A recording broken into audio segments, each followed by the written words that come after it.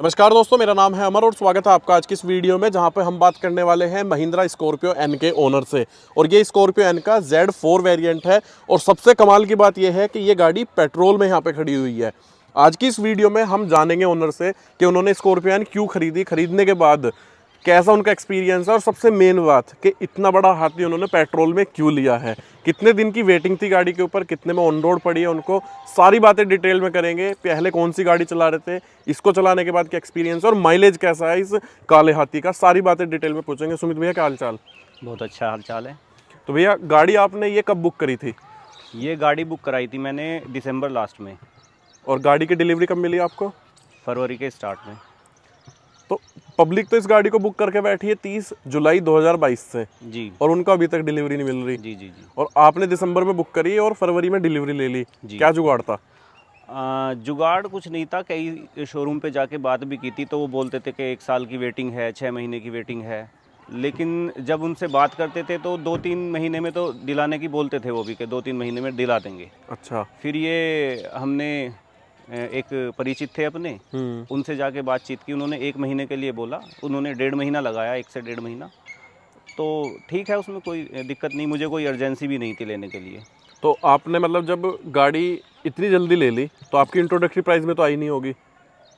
कह सकते हैं कुछ चीज़ें जो उन्होंने कमिट की थी वो नहीं दी, या कुछ उसमें मतलब ये भी एक तरीके का मैं ये कह सकता हूँ कि वो कुछ बोलते हैं, कस्टमर को रिक्वायरमेंट होती है कि भाई मुझे जल्दी मिल जाए, तो वो कंप्रोमाइज़ उतना कर लेता है। और आप इसका Z4 वेरिएंट ही देख रहे थे या कुछ और?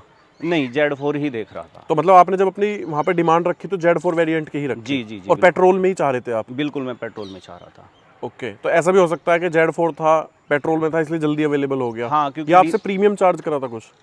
नहीं, प्रीमियम कुछ चार्ज नहीं किया मेरे से। ओके। लेकिन कुछ एसेसरीज वगैरह जो चार्जेस किए हैं वो नहीं दी है उन्होंने, इस टाइप का कुछ था।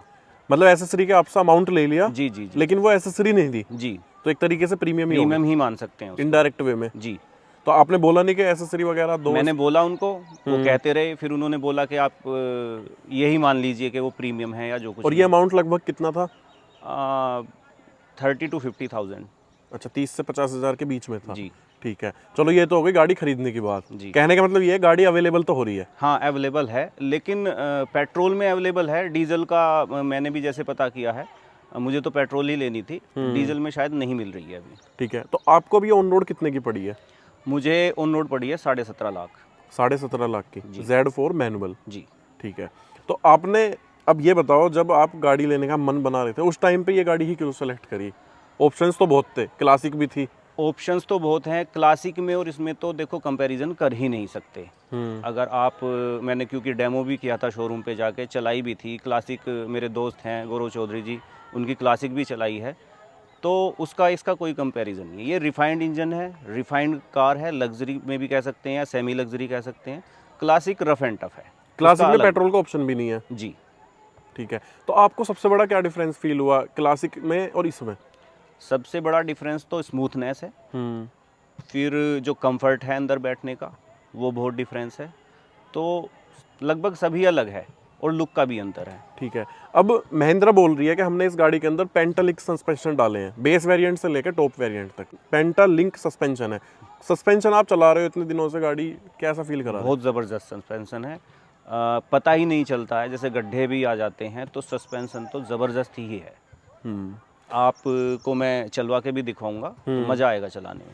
मतलब ये है कि अगर गाड़ी थर्ड गियर में तो थर्ड में निकाल रहे हो, बिल्कुल बिल्कुल। वो वाली बात है, गियर डाउन नहीं कर रहे, आने दो गड्ढे। हाँ, वो कई बार तो ध्यान भी नहीं रहता जैसे ड्राइव करते हैं, निकल जाती है आराम से। ठीक है, तो जैसे अब पेट्रोल में आप इसको चला रहे हो तो इसका क्लच का बिहेवियर कैसा है, गियर शिफ्टिंग कैसी है, स्टीयरिंग फीडबैक कैसा है, वो भी बताओ थोड़ा। ओवरऑल अगर मैं बताऊं तो बहुत स्मूथ है। स्टीयरिंग तो हद से ज़्यादा स्मूथ है। क्लच थोड़ा सा बोल सकते हैं कि क्लच में थोड़ा सा हार्डनेस है, बाकी तो चलाने में सब कुछ स्मूथ ही है। और क्लच का जो ट्रैवल है वो कितना है? ट्रेवल तो फुल ही है। मतलब जैसे आप पहले आप कौन सी गाड़ी चला रहे थे? इससे पहले मैं स्विफ्ट चला रहा था, उससे पहले मेरे पास होंडा सिविक थी। तो जैसे इसके क्लच का ट्रैवल आपको थोड़ा ज़्यादा नहीं लगता औरों के मुकाबले? पंजा थोड़ा ज़्यादा दबाना हाँ हाँ, वो तो दबाना पड़ता है, क्योंकि मतलब मुझे तो कोई इतना ज़्यादा वो नहीं है, लेकिन जैसे पहले मैं स्विफ्ट चलाता था तो उसमें थोड़ा कम था, इसमें तो ज़्यादा है ट्रैवल। थोड़ा ज़्यादा है। ठीक है, सीट हाइट? सीट हाइट अच्छी है मेरे हिसाब से। फुल विजिबिलिटी मिलती है। बिल्कुल बिल्कुल विजिबिलिटी मिलती है अगर इसका कंपैरिजन और बड़ी गाड़ियों से करते हैं। और जो इसकी हेडलाइट है, जैसे Z2 और Z4 में हेलोजन हेडलाइट है जी, ये हेडलाइट बदलवाने की जरूरत है या इनका थ्रो कैसा है?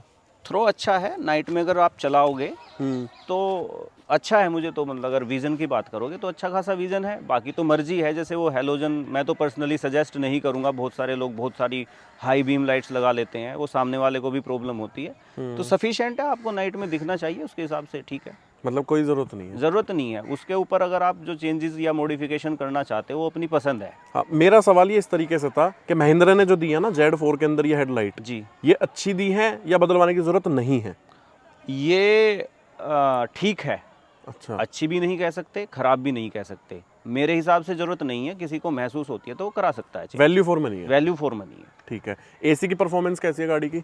एसी तो एक पर ही फैन की स्पीड पर चिल कर देता है एकदम, बहुत ज़बरदस्त। थर्ड रो तक? थर्ड रो तक। ठीक है। और जैसे अब ये 7 सीटर है, जी। बहुत बंदे बोल रहे हैं कि थर्ड रो में स्पेस कम है, तो आपने कोई बड़ा बैठाया है या बच्चे ही बैठाए हैं? नहीं, मैं खुद भी बैठा हूँ, बैठ सकते हैं। स्पेस कम है, थर्ड रो में जनरली स्पेस कम ही होता है, उस हिसाब से कम ही है। बाकी आप बड़ों के लिए तो नहीं कह सकते, जिसकी हाइट अच्छी है, जिसका साइज़ बड़ा है, नहीं बैठ पाएगा। थर्ड रो का यूज़ कितना होता है हमारे यहाँ पे? बहुत कम। बहुत बस कम। ये है कि इसको फोल्ड करो और इसका एक अच्छा स्पेस लो, बिल्कुल बिल्कुल, या किसी को इमरजेंसी में 10-20 किलोमीटर बैठना हो तो वो बैठ ही सकता है। बैठ सकता है। ठीक है। तो सुमित भैया एक बात बताओ, अभी जैसे मैं साइड से गाड़ी को देख रहा हूँ, अगर हम इसमें थोड़ा सा क्रोम वर्क करा दें या अलॉय व्हील करा दें तो बाहर से देख के तो पता नहीं चलेगा, बिल्कुल। है ना? देखो जो आप एसेसरीज की बातें बोल रहे हैं तो वो थी अपनी पसंद के ऊपर। अगर हमें जो भी चीज़ पसंद है वो हम करा सकते हैं इसमें। अगर मैं पर्सनली बोलूँ अपने लिए तो मैं तो जो रिक्वायरमेंट है बस वो चेंजेस कराऊंगा, बाकी कुछ नहीं। क्रोम लगवा सकते हैं, बहुत अच्छा लुक आता है उससे। हाँ, मतलब आपने अपनी गाड़ी स्टॉक रखी है। हाँ, ब्लैक पर तो और भी ज़्यादा अच्छा आता है। और इंटीरियर में भी दोस्तों मैं एक बात आपको बताना चाहूँगा, एक भी फीचर ऐसा नहीं है जो गाड़ी के अंदर मिस हो। आपको एडजस्टेबल हेडरेस्ट मिलते हैं, फ्रंट में भी रियर में भी आर्मरेस्ट मिलता है आपको, height adjustable seat, music system, touch screen, सब कुछ मिल रहा है आपको गाड़ी के अंदर। तो वैल्यू फॉर मनी तो है। और जब से इन्होंने गाड़ी खरीदी है मुझे लगता है शायद अमाउंट भी बढ़ चुका है। जी, अमाउंट 2 बार बढ़ चुका है। एक तो मैंने बुकिंग कराई थी तो तब अमाउंट बढ़ा तो बड़ा दर्द हुआ लेकिन फिर बढ़ा अमाउंट तो फिर लगा कि चलो ठीक है, पसंद थी तो कर लिया। ठीक है। तो भैया एक चीज़ और बताओ, जैसे इसमें फैक्ट्री फिटेड म्यूजिक सिस्टम आया है, टच आया है, उसका क्या रिस्पॉन्स है? रेस्पॉन्स टच का भी अच्छा है, और जो फैक्ट्री फिटेड म्यूज़िक है तो मेरी रिक्वायरमेंट के हिसाब से तो म्यूज़िक अच्छा है, रिफाइन भी है। बाज़ थोड़ा सा ज़्यादा है इसका, जो वो आवाज़ करती है कभी कभी फील होता है, बाकी सब ठीक है उस हिसाब से। मतलब जो Z2 वाले हैं वो खुश रहें कि Z2 जब हाँ आएगी, हाँ हाँ हाँ हाँ, क्योंकि सेम चीज़ें आने वाली हैं। हाँ हाँ हाँ, Z8 में वो म्यूज़िक में वो स्पीकर्स एक्स्ट्रा हैं, तो मुझे तो उसकी रिक्वायरमेंट नज़र आती नहीं है। ठीक है। ब्रेकिंग आपने बताया? ब्रेकिंग तो बहुत ही सॉलिड है, बिल्कुल जैसे ही ब्रेक लगाया गाड़ी जाम। कॉन्फिडेंस में रहते हो? बिल्कुल कॉन्फिडेंस है। अच्छा, ये जो इसका पीछे वाइपर है, इस वाइपर का एक्सपीरियंस है? आपने यूज़ करा इसको? ये हाफ चलता है। इसको 1-2 बार ही यूज़ किया है, एज सच मैंने नहीं किया है यूज़, 1-2 बार चलाया है। ठीक है। अब माइलेज की बात करते हैं। पेट्रोल आप चला रहे हो, जी, जी। माइलेज कितना दे रही है? बिल्कुल सच बताना। और आपका चलाने का तरीका कैसा है? चलाने का अगर लोकल में माइलेज की बात करोगे आप, 8 से 10 का देती है, और अगर हाईवे पे चलाते हो तो 10 से 12 के बीच में देती है माइलेज। और ये लाइट फुट पे है? हाँ, रफ टफ चलाई है 1-2 बार? रफ टफ भी चलाई है 1-2 बार, तो उसमें माइलेज थोड़ा कम देती है। माइलेज का मेरा देखो, जो पेट्रोल लेता है वो माइलेज का उसका इतना कंसर्न है भी नहीं। माइलेज क्योंकि हमारी रनिंग उतनी नहीं है इतनी ज़्यादा, जिसकी रनिंग ज़्यादा है वो माइलेज देखता है। हमारी रनिंग कम है तो मैंने उसी हिसाब से पेट्रोल लिया, क्योंकि उसमें एक तो 15 साल वाला फैक्टर है, तो 5 साल में तो ये इतनी बड़ी गाड़ियाँ हैं, 1-2 लाख किलोमीटर चल के इनका कुछ नहीं बिगड़ना होता है, इंजन इतना रिफाइंड है। तो उसमें अगर 5 साल मैंने चलाई, 5 साल बाद लगा भाई अब बेचनी भी है, तो फिर वो ईयर्स काउंट करना शुरू कर देते हैं, तो उस हिसाब से 15 साल वाली ही लेनी थी मुझे। इतना रनिंग नहीं है हमारा, तो माइलेज ठीक है, कंप्रोमाइज़ कर सकते हैं 2-4 किलोमीटर का। अच्छा, ये बात बताओ, जैसे इस बजट में लोग क्रेटा ले लेते हैं, सेल्टोस ले लेते हैं। जी जी जी। पहले सोचा था उसके बारे में जब ये आई नहीं थी कभी? नहीं, क्रेटा सेल्टोस तो अब देखो ना, उस गाड़ी को और इससे कंपैरिजन कर ही नहीं सकते। पर मैं अमाउंट की बात कर रहा हूँ कि उसका टॉप वेरिएंट आ जाता। जी, नहीं तो टॉप वेरिएंट तो मुझे पर्सनली वैसे भी जो मेरी रिक्वायरमेंट है वो सब इसमें कंप्लीट हो रही थी, तो टॉप में भी मतलब मेरा मन नहीं था, क्रेटा का तो मैंने सोचा भी नहीं। तो आपका थोड़ा वो वाला सीन है, फीचर्स पे ज़्यादा नहीं जाना, गाड़ी थोड़ी कैपेबल हो। नहीं, फीचर्स भी हैं, जो रिक्वायर्ड फीचर है वो होना भी ज़रूरी है और वो मेरे पास में है, तो मैं वो टॉप में मतलब क्यों देखूँ वो सब चीज़ें जो रिक्वायरमेंट ही नहीं है। और आपने ट्रिप वगैरह करी है इससे? ट्रिप की है, नैनीताल गए थे हम। अच्छा, कैसा एक्सपीरियंस था? बहुत ज़बरदस्त एक्सपीरियंस है, हाईवे पे तो मतलब मज़ा ही आ जाता है चलाने में। बहुत स्मूथ है और कंफर्टेबल भी है। कंफर्टेबल भी है, कोई दिक्कत नहीं है। नहीं, थकान बिल्कुल नहीं होती। तो ये तो सारे गाड़ी के पॉजिटिव्स हो गए। 3 महीने में आपको कुछ नेगेटिव भी पता चला होगा? नेगेटिव तो मतलब मेजर नेगेटिव तो कुछ नहीं है, बस थोड़ा सा यही है कि एक तो ये जो वेटिंग वाला सीन है और जो रेट्स बढ़ जाते हैं यही नेगेटिव है, बाकी तो पॉजिटिव ही पॉजिटिव है। मेरा गाड़ी में कोई कमी नहीं मिली है? गाड़ी में कोई कमी नहीं है, गाड़ी ओके। वैल्यू फॉर मनी है, इतने रुपये में जो गाड़ी है मैं सेटिस्फाइड हूँ। डीजल पेट्रोल टैंक आपको लगता नहीं छोटा है इसका साइज के हिसाब से गाड़ी के? पेट्रोल टैंक इसका छोटा तो है, जो इतनी बड़ी गाड़ियां हैं, लेकिन हमने इतना ज़रूरत भी कहाँ पड़ती है कि बीच में पेट्रोल पंप ना आए और पेट्रोल टैंक खाली हो गया, टंकी फुल कराओ, फिर जब ज़रूरत महसूस होती है तो बीच में फिर फिल करा लो। एक अंदाज़ा ये भी दो, जैसा आपने एक बार टैंक फुल कराया तो फिर आप कितने किलोमीटर्स तक बेफिक्र रहते हैं, जो डिस्टेंस टू एम्प्टी है इसका? 500 किलोमीटर। 500 57 लीटर के टैंक में 500 किलोमीटर आराम से। हाँ। ठीक है, तो दोस्तों ये यहाँ पे एक्सपीरियंस था सुमित भैया का, जो उन्होंने अपनी स्कॉर्पियो एन Z4 वेरिएंट के बारे में बताया, और सारी बातें इन्होंने जेन्युइनली बताई, क्योंकि स्कॉर्पियो एन एक ऐसा प्रोडक्ट इन्होंने मार्केट के अंदर निकाला है। अब तो खैर प्राइस बढ़ चुके हैं, काफ़ी ज़्यादा महंगी हो चुकी है गाड़ी, लेकिन जिन्होंने शुरुआत में उठा ली गाड़ी वो मज़े कर रहे हैं अब। मतलब ये है कि अगर इस गाड़ी को आज ये निकालने की भी सोचे तो इस पर अमाउंट तो इनका कुछ घटेगा नहीं। और अभी मैं मतलब आपको बताऊँ, मैंने भी बुक कर रखी है Z2, वो इसलिए बुक कर रखी है क्योंकि गाड़ी वाकई में वैल्यू फॉर मनी है। एक सजेशन मैं इसमें देना चाहूँगा जी। कलर जैसे मैंने ब्लैक लिया, मुझे भी क्रेज़ था ब्लैक कलर का जी।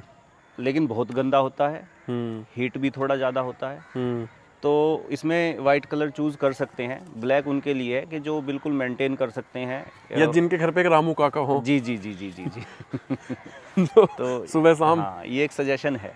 हाँ, टशन अलग है ब्लैक कलर की, लेकिन वो मेंटेन भी करना पड़ता है। 1-2 दिन में शौक पूरा हो जाता है जी ब्लैक जी का। जी जी जी पीपीएफ वगैरह करवा लेंगे इस पे, खैर फिर कोई दिक्कत नहीं होगी। सुमित भैया अभी अपने ड्राइवर सीट पे बैठे हुए हैं और 5 फीट 9 इंच इनकी हाइट है, और आप अंदाजा लगा सकते हैं अंडर थाई सपोर्ट का।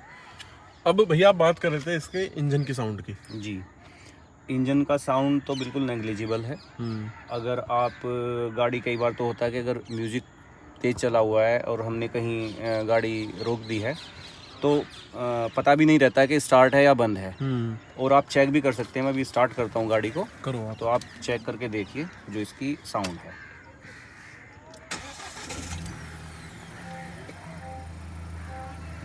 ये इसकी साउंड है। अब हमने डोर्स ओपन किए हुए हैं, अगर हम इनको क्लोज कर लेते हैं तो पता भी नहीं चलता है कि। एक बार मैं पीछे आ जाता हूँ दोस्तों।